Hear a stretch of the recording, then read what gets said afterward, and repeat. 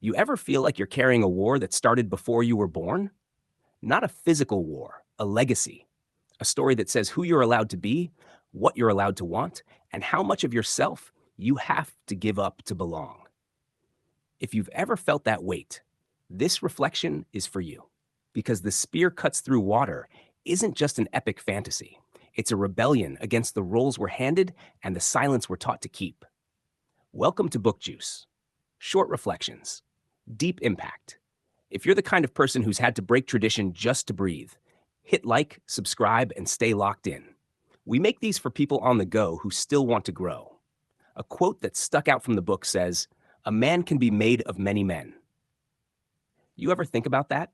How you're stitched from every voice, every trauma, every story that came before you, and yet still expected to be quiet about what you really want? Sometimes the only way to move forward is to become the version of you they never saw coming. Another quote that stood out: "The world was built on sacrifice, but that doesn't mean you have to be the next one." Let that hit. Just because you were born into someone else's debt doesn't mean you owe your whole life to paying it back.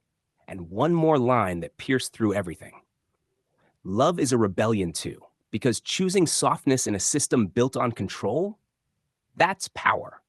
You don't break the cycle by running. You break it by becoming the first one who stays and says no more.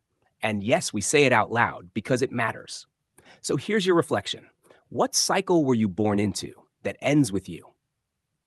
Drop it in the comments. Let's talk about it. Grab the book and let it remind you what you were built to overcome. This is Book Juice, short reflections, deep impact.